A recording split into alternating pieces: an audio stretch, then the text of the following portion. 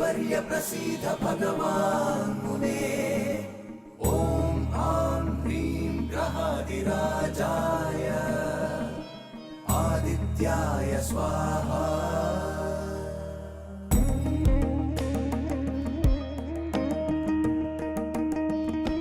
காத்தருள்வாய் சூரியனே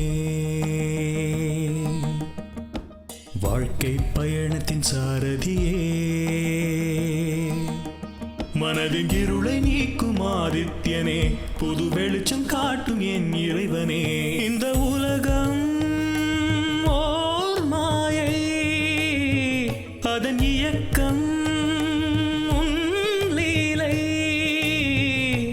தீயதை நீக்கி தீயவர் நீங்கி துன்பங்கள் தீர்ப்பனியே நல்வழியை காட்டி தர்மத்தை காத்து அருள் புரிய வேண்டும் நீயே சூரிய வம்சமே சூரிய வம்சமே சூரிய வம்சமே சூரிய வம்சமே அன்பும் பாசமும் சூழ்ந்த ஓர் கிராமம் உந்தந்தானம் கோமகளும் அருளும் திருமகள் துணையும் குறையின்றி கிடைக்கும் கடவுளே கட்டிய கோவில் இங்குதான் இல்லமாய் உள்ளது பூவுலகை காக்கத்தான் இன்பமும் கூட துன்பமும் சேர்ந்து தொடருமே இந்த பந்தம் ஏழேழு ஜென்மம் நம் வாழ்வில் என்றும் ஒளி வீசும் பேரின்பம் சூரிய வம்சமே சூரிய வம்சமே சூரிய வம்சமே சூரிய வம்சமே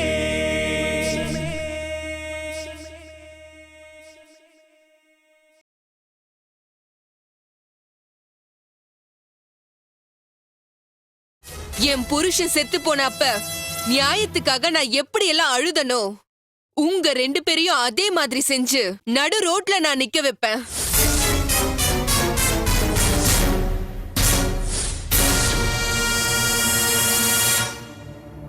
உங்க 2 பேருக்கும் தூக்கமே இல்லாம பண்ற தைரியமா ஓராடி எடுத்து வச்சிருக்க எம்எல்ஏ பாத்தீங்கல்ல என்னோட இமேஜ் ரேஞ்ச. இனிமே பயப்பட வேண்டியது நீங்க 2 பேரும் தான். டைரக்டா வந்தாலும் சரி இன்டைரக்டா வந்தாலும் சரி உங்களால என்ன ஒண்ணும் பண்ண முடியாது.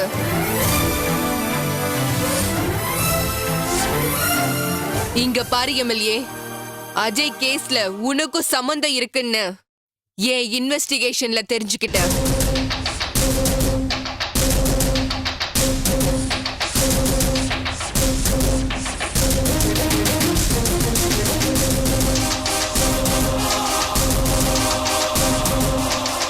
இந்த ஒரு விஷயம் போதும் எனக்கு. உங்க 2 பேரையும் என்ன பண்றேன் பாரு. ஞாபகம் வச்சுக்க எம்எல்ஏ, உன்னோட அழிவு நேரம் ஸ்டார்ட் ஆயிடுச்சு.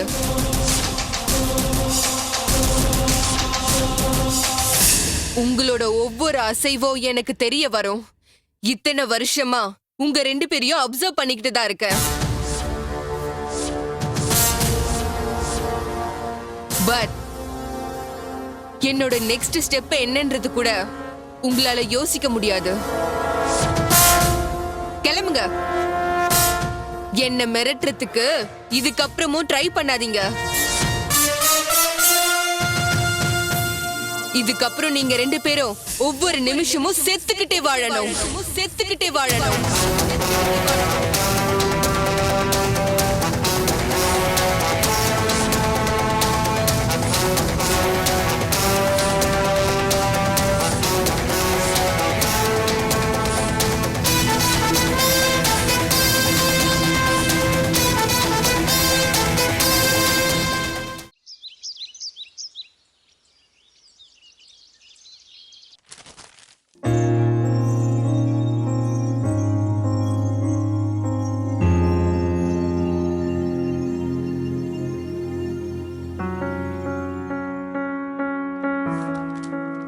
அஜய்.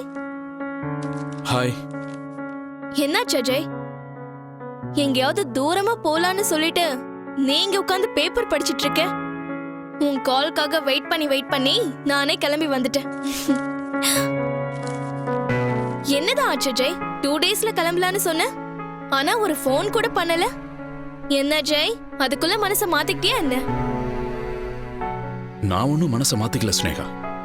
கவர்மெண்ட் தான் ரூல்ஸை மாத்திடுச்சு. எனக்கு தெரிஞ்ச லாயர் கிட்ட கேட்டேன் ஸ்னேகா. என்ன அஜய், ஜெயஸ்ரீ கிட்ட ஏதாவது கேட்டியா? ஸ்னேகா, அவங்கள தவிர இந்த ஊர்ல வேற லாயரே இல்லையான்னு? முதல்ல நான் சொல்றத கேளு. எனக்கு தெரிஞ்ச லாயர் கிட்ட கேட்டேன். இந்த மாதிரி சிச்சுவேஷன்ல வெளியூர் போகணும்னா பர்மிஷன் வேணும்னு சொன்னாரு. அதையெல்லாம் மதிக்காம போனா என் மேல கேஸ் ஸ்ட்ராங் ஆயிடும். அப்புறம் அதுவே பெரிய ப்ராப்ளம் ஆயிடும் ஸ்னேகா. அதனால அவர்கிட்ட பணம் கொடுத்து பர்மிஷனுக்கு அப்ளை பண்ண சொல்லியிருக்கேன். அது வந்த உடனே போலாம். பெர்மிஷன் வரும்னு சொல்றியா அஜய்? கண்டிப்பா வரும் ஸ்னேகா. நான் ட்ரிப்பை இந்தியாவுல பிளான் பண்ணல. நம்ம 2 பேரும் அப்ராட் போலான்னு பிளான் பண்ணியிருக்கேன். ஆமா ஸ்னேகா, எனக்கு சிங்கப்பூர்ல ஒரு ஒர்க் வந்திருக்கு. அங்க போனா நமக்கு 2 விதத்திலையும் பெனிஃபிட்டா இருக்கும். ஒர்க் பண்ண மாதிரியும் இருக்கும், நிம்மதியாவும் இருக்கும். என்ன சொல்ற?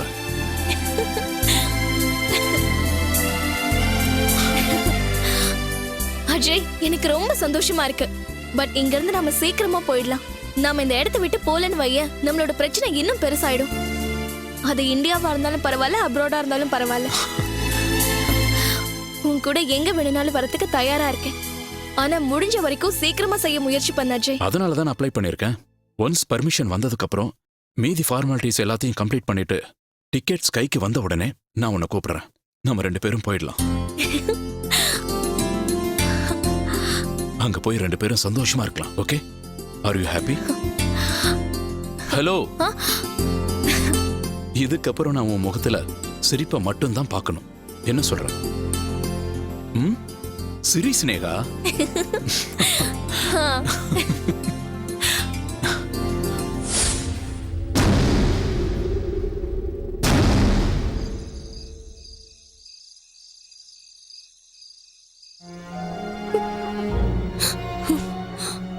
வேண்டாங்க,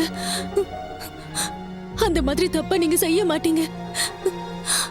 நான் உங்களை தான் நம்பிட்டு இருக்கேங்க. என்ன அனாதையா விட்டுறாதீங்க. உங்களுக்கு கெஞ்சி கேட்கிறேன், என்ன விட்டுறாதீங்க.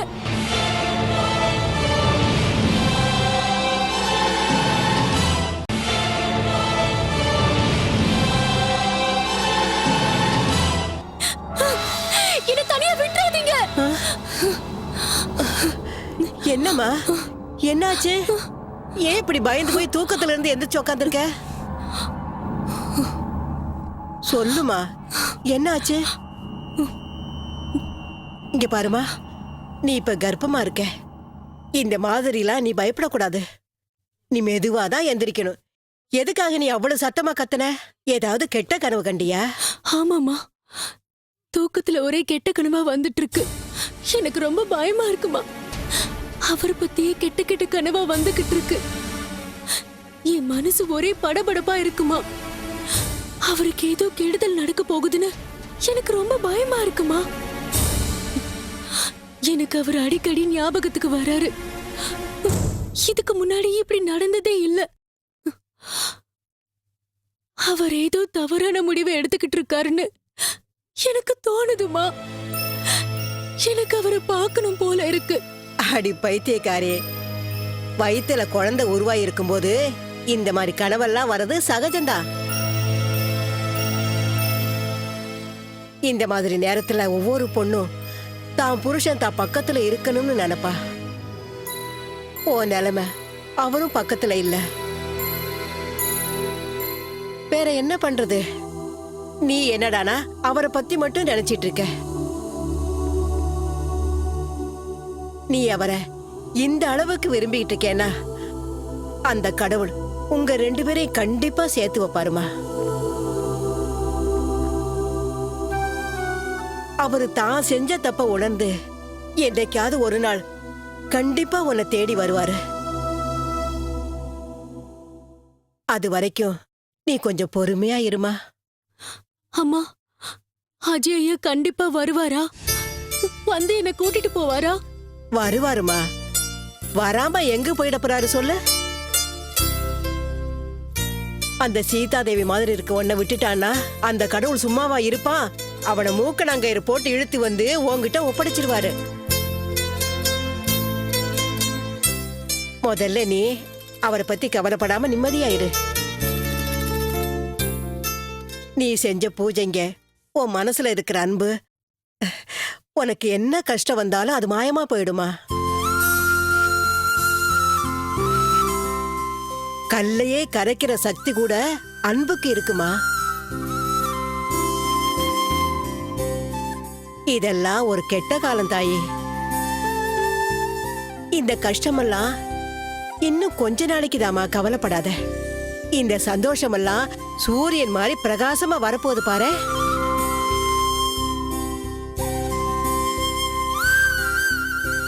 நீ எப்படி உன் குழந்தைக்காக தவியா தவிக்கிறியோ, இதே மாதிரி உன் புருஷன் உன்னை நினைச்சு தவியா தவிச்சு உன்னை தேடி வரப்போறான் பாரு. அது கண்டிப்பா நடக்கும். அது வரைக்கும் கவலைப்படாம நிம்மதியா இரு. நீங்க சொன்னது நடந்தாலே போதும். அது தவிர நான் என்ன வேண்ட போறேம்மா?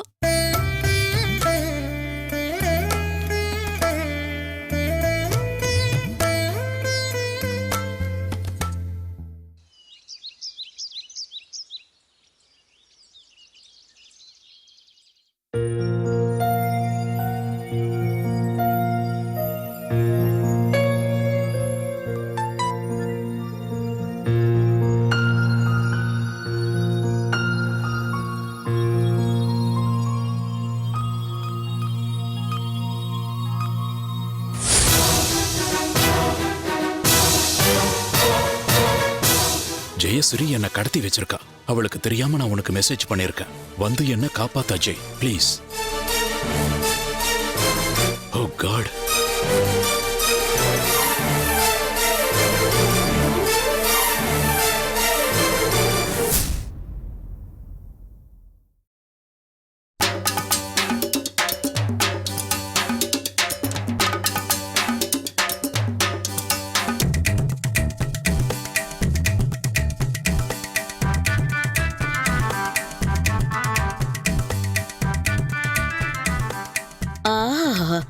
கண்ணை மூடிக்கிட்டு ஆடாம அசையாம உட்காந்துருக்கான். கேட்டா தியானத்துல உட்காந்துருக்கேன்னு சொல்லுவான். ஆடாம அசையாம உட்காந்துக்கிட்டு இருந்தாலும் 3 வேளை மூக்க பிடிக்க நல்லா கஞ்சிய குடிக்கிறான். அது வயிறா இல்ல டேங்கானே தெரியல. எவ்வளவு கொட்டிக்கிட்டாலும் நல்ல ஒல்லியா தான் இருக்கான். இவனுக்கு வடிச்சு போடணும்னா ஊர்ல இருக்கவங்க கிட்ட கடன் வாங்கிதான் கொட்டணும். வந்து சேர்ந்தான் பாரு. சாமி, கஞ்சிய சாப்பிடுங்க சாமி. இத நீங்க பலகாரமா நினைச்சு சாப்பிடுங்க சாமி.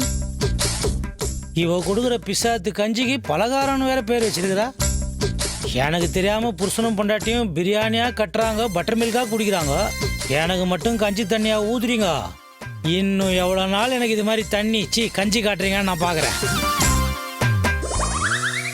பெண்ணே, நான் இன்று ஒரு விசேஷமான பூஜையை செய்ய வேண்டும்.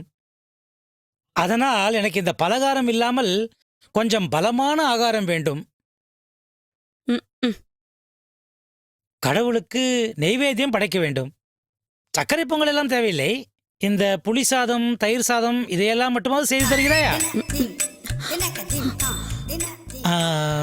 ஒருவேளை உனக்கு அது செய்ய வரவில்லை என்றால் இந்த பிரியாணி,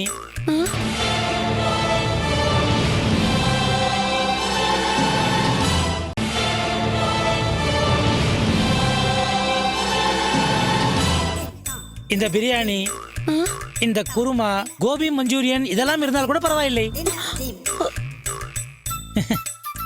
எதுவாக இருந்தாலும் பரவாயில்லை. கடவுளுக்கு நாம் நைவேத்தியம் படைக்க வேண்டும், அவ்வளவுதான். அப்படி மட்டும் செய்துவிட்டால் அந்த கடவுள் சந்தோஷப்பட்டு ஆசீர்வாதம் அளிப்பார். பெண்ணே, எப்படி எப்படி? பிரியாணி குருமாவா? இல்லைன்னா சக்கரை பொங்கல் புளியோதரை? ஏதோ எனக்கு தெரிந்தவற்றில் 4 சொன்னேன். அதில் 2 செய்தால் போதும். பணம் யார் தருவா? இதை எல்லாத்தையும் படைச்சாதான் அந்த கடவுள் சந்தோஷப்படுவாரா? ஒன்னும் வேணாம் சாமி, நானே சந்தோஷம் இல்லாம தான் வாழ்ந்துட்டு இருக்கேன். அப்படி இருக்கும்போது அந்த கடவுளுக்கு எப்படி சந்தோஷமா படைக்க முடியும்? இந்த கஞ்சியை குடிச்சிட்டு நீங்க சந்தோஷமா இருங்க. இதையெல்லாம் நான் சமைச்சு வைக்கணும்னா பணத்துக்கு எங்க போறது சாமி? பிச்சை எடுத்து கொண்டு வரணுமா இல்ல போய் திருடி கொண்டு வரணுமா? வேலை செய்யாம சும்மா உட்காந்துட்டு இருந்தா நமக்கு பணம் எங்க இருந்து வரும்? என் புருஷன் என்னடானா எப்ப பார்த்தாலும் ஏதாவது செருப்பு வெளியே இருக்கா உள்ள இருக்கா, பால்காரன் பாலை வெளியே ஊத்துறானா இல்ல உள்ள வந்து ஊத்துறானான்னு என்ன சந்தேகப்பட்டுட்டே இருக்கான். என்ன கொல்லாம கொன்னுட்டு இருக்கான். நான் அந்த ஆளுக்கு சோறு போடுறதுக்கே வெளியே அங்க இங்கன்னு போய் வேலை செஞ்சு பணத்தை கொண்டு வரேன். இதையெல்லாம் படைக்கணும்னா பணம் எங்க இருந்து வரும்? நீங்க குடுக்குறீங்களா சாமி? அவன் என்னடானா உங்களை கூட்டிட்டு வந்து உட்கார வச்சிருக்கான். நீங்க என்னடானா கடவுளை சந்தோஷப்படுத்தணும்னு எல்லா விதமான சாப்பாடும் படைக்கணும்னு சொல்றீங்க. என்ன சாமி இதெல்லாம்? குடிக்கிறதுக்கே ஒருத்தனுக்கு கூடு கிடையாதா, ஆனா ஊர் சுத்தறதுக்கு கார் வேணும்னு கேட்டானா. அந்த மாதிரி இருக்கு இந்த கதை.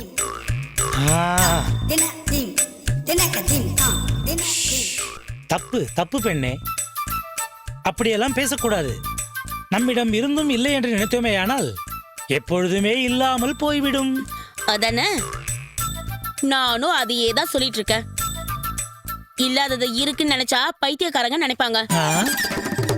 அதனாலதான் இங்க கஞ்சி இருக்குல்ல, அதையே பிரியாணி புளியோதரை மஞ்சூரியன் நினைச்சு கடவுளுக்கு நெய்வேத்தியம் பண்ணுங்க. நான் சொன்னது நெய்வேத்தியத்தை பற்றி இல்லை பெண்ணே. முதலில் இந்த கஞ்சியை எடுத்து அந்த பக்கமாக வை. உன்னிடம் இருக்கும் பண மூட்டையை இந்த பக்கம் வை. அட, நான் தான் சொல்லிட்டு இருக்கேன்ல சாமி, என்கிட்ட பணம்லாம் எங்க இருக்கு? நான் ஒரு சர்வாந்தரயாமி. நீ பணத்தை எங்கு ஒளித்து வைத்திருக்கிறாயோ அங்கு சென்று பார். உனக்கு தேவையான அளவு பணம் கிடைக்கும். அட, பானைக்குள்ள நான் தான் மறைவா 10 ரூபாவை ஒளிச்சு வச்சிருக்கேன். ராத்திரி கஞ்சி சாப்பிடறதுக்கு தேவையில்ல. ஐயோ பெண்ணே, என்னை சோதனை செய்யாதே, போய் பார். அதற்குள் என்ன இருக்கிறது என்று உனக்கு தெரியுமா எனக்கு தெரியுமா? சரிங்க சாமி, 3 வேளை கஞ்சி குடிக்கும் போதே உனக்கு இவ்வளவு கோவம் வருதா? போ பெண்ணே. போறேன் சாமி.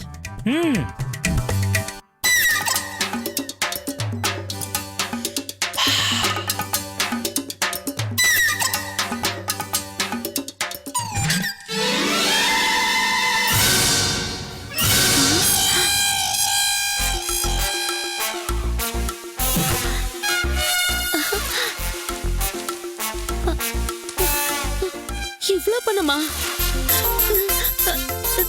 சாமி? சாமி, நிறைய பணம் இருக்கு சாமி. பார்த்தாயா, நான் கோபி மஞ்சூரியன் வைக்கிறேன் என்றவுடன் அந்த ஆண்டவன் உனக்கு எவ்வளவு கொடுத்திருக்கிறான் என்று. ஆமா சாமி, ஆனா இவ்ளோ பணம் எங்க இருந்து வந்துச்சு சாமி?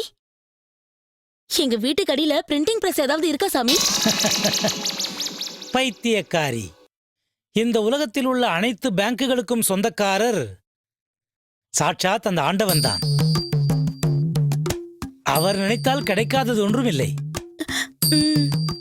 அவர் உன் மீது கருணை காட்டினால் இது என்ன, நாட்டில் உள்ள மொத்த பணத்தையும் உன் காலடியில் விழச் செய்வார். நீ அந்த பணக்குவியலின் மேல் படுக்கலாம், புரளலாம். இந்த மாதிரி நிறைய பணம் கிடைக்கணும்னா நம்ம என்ன பண்ணணும் சாமி? பூஜை பண்ண வேண்டும், பிறகு ஆசீர்வாதத்தை வாங்கிக் கொள்ள வேண்டும். என்னை மாதிரி சாமியார்களை சேவிக்க வேண்டும் மகளே. இவை எல்லாம் வேண்டும் என்றால் முதலில் நம்பிக்கை தேவை. நம்பிக்கை என்றால் சும்மா அப்படி இப்படி என்ற நம்பிக்கை இல்லை. ஆடுக்கு இருக்குமே அந்த மாதிரி நம்பிக்கை. அப்பொழுது அந்த ஆண்டவனின் அருள் முழுமையாக கிட்டும். நான் நல்லா புரிஞ்சுக்கிட்டேன் சுவாமி. உங்க மேல எனக்கு நம்பிக்கை வந்துருச்சு. என்னை எப்பவுமே இதே மாதிரி ஆசீர்வாதம் பண்ண சொல்லி அந்த கடவுள்கிட்ட சொல்லுங்க சாமி. அந்த ஆசீர்வாதம் உனக்கு கிடைக்க வேண்டும் என்றால் முதலில் நீ அவரை சந்தோஷப்படுத்த வேண்டும். நீ முதலில் இங்கிருந்து சென்று தேவையான பொருட்களை வாங்கி வந்து சமைக்க ஆரம்பித்து விடு. பெண்ணே, அதை நீ மடி ஆச்சாரத்துடன் செய்ய வேண்டும். நல்ல ஈரப்புடவையை கட்டிக்கொண்டு சமைத்து தர வேண்டும். முதலில் எனக்கு பரிமாறு, நான் சாப்பிட்டால் அவரே சாப்பிட்ட மாதிரி. நீ தாமதப்படுத்தாமல் கொஞ்சம் வேகமாக வா. சரிங்க சாமி. ஆ. அம்மம்மம்மம்மம்மா, ஜனங்கள்லாம் ரொம்ப கெட்டு போயிருது ஜலபதியே. லஞ்சம் கொடுக்கலன்னா சாமி முன்னால காலி தட்ட கூட வைக்க மாட்டாங்க போலகுதே. நமக்கு 10,000 ரூபாய் பணம் போச்சு, அவ்வளோதானே. பதிலுக்கு பட்லியை நம்ம ஓகே பண்ணிடலாம். இப்படி இப்படியே அடிக்கடி பணம் கொடுக்கணும்னா நம்ம என்ன பண்ணுறது? ஒரு ஆசிரமம் ஆரம்பிச்சிடணும். ஒரு ஆசிரமம் ஆரம்பிக்கணும்னா முதல்ல நம்மளை நாமே மார்க்கெட்டிங் பண்ணணும். மக்கள் வர ஆரம்பிச்சாங்கன்னா பேரை சம்பாதிச்சிடலாம். பேர் வந்தால் கூட பணமும் சம்பாதிச்சிடலாம். அந்த பணத்தை கொண்டு வந்து நம்ம பச்சைக்கிளிக்கிட்ட கொடுத்தா நமக்கு சோறும் சுகமும் கிடைக்கும். ஆஹா, வாட் அன் ஐடியா.